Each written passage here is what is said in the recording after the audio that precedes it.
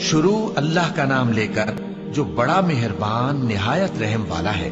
अलिफ लाम मीम। ये हिकमत की भरी हुई किताब की आयतें हैं, नेकुकारों के लिए हिदायत और रहमत। वो जो नमाज की पाबंदी करते और ज़कात देते हैं, और वही हैं जो आखिरत का यकीन रखते हैं। यही अपने परवरदिगार की तरफ से हिदायत पर हैं और यही कामयाब है। और लोगों में बाज ऐसा है जो बेहुदा हिकायतें खरीदता है ताकि लोगों को बेसमझे अल्लाह के रास्ते से गुमराह करे और उससे हंसी करे। यही लोग हैं जिनको जलील करने वाला अजाब होगा। और जब उसको हमारी आयतें सुनाई जाती हैं तो अकड़ कर मुंह फेर लेता है, गोया उनको सुना ही नहीं। जैसे उसके कानों में सिकल है। तो उसको दर्द देने वाले अजाब की खुशखबरी सुना दो। जो लोग ईमान लाए और नेक काम करते रहे, उनके लिए नेमत के बाग हैं, हमेशा उनमें रहेंगे। अल्लाह का वादा सच्चा है और वो गालिब है, हिकमत वाला है। उसी ने आसमानों को सुतूनों के बगैर पैदा किया जैसा कि तुम देखते हो, और जमीन में पहाड़ बनाकर रख दिए ताकि वो तुमको लेकर डोलने न लगे, और उसमें हर तरह के जानवर फैला दिए। और हम ही ने आसमान से पानी नाजिल किया, फिर उसमें हर किस्म की नफीस चीजें उगाई। ये तो अल्लाह की तख्लीक है। अब मुझे दिखाओ कि अल्लाह के सिवा जो हस्तियां हैं उन्होंने क्या पैदा किया है। हकीकत यह है कि ये जालिम खुली गुमराही में है। और हमने लुकमान को दानाई बख्शी कि अल्लाह का शुक्र करो, और जो शख्स शुक्र करता है तो अपने ही फायदे के लिए शुक्र करता है, और जो नाशुक्री करता है तो अल्लाह भी बेनियाज है, लायक हम्दो सना है।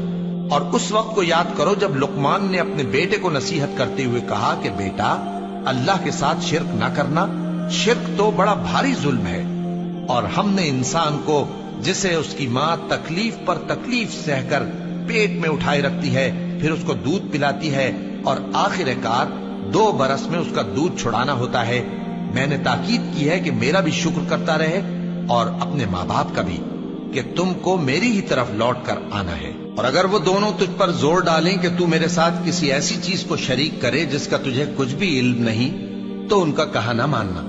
हाँ, दुनिया के कामों में उनका अच्छी तरह साथ देना, और जो शख्स मेरी तरफ रुजू लाए उसके रास्ते पर चलना।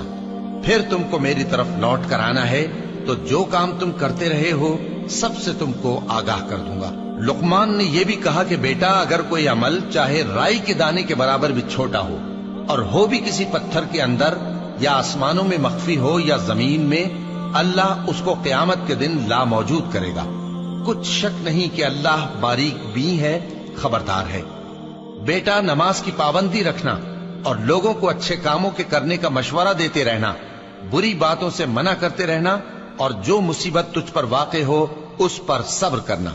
बेशक ये बड़ी हिम्मत के काम हैं। और तकब्बुर करते हुए लोगों के सामने गाल न फुलाना और जमीन में अकड़ कर न चलना, इसलिए कि अल्लाह किसी इतराने वाले शेखी खोरे को पसंद नहीं करता। और अपनी चाल में एतदाल किए रहना, और बोलते वक्त जरा आवाज नीची रखना, क्योंकि बहुत ऊंची आवाज गधों की सी है, और कुछ शक नहीं कि सबसे बुरी आवाज गधों की होती है।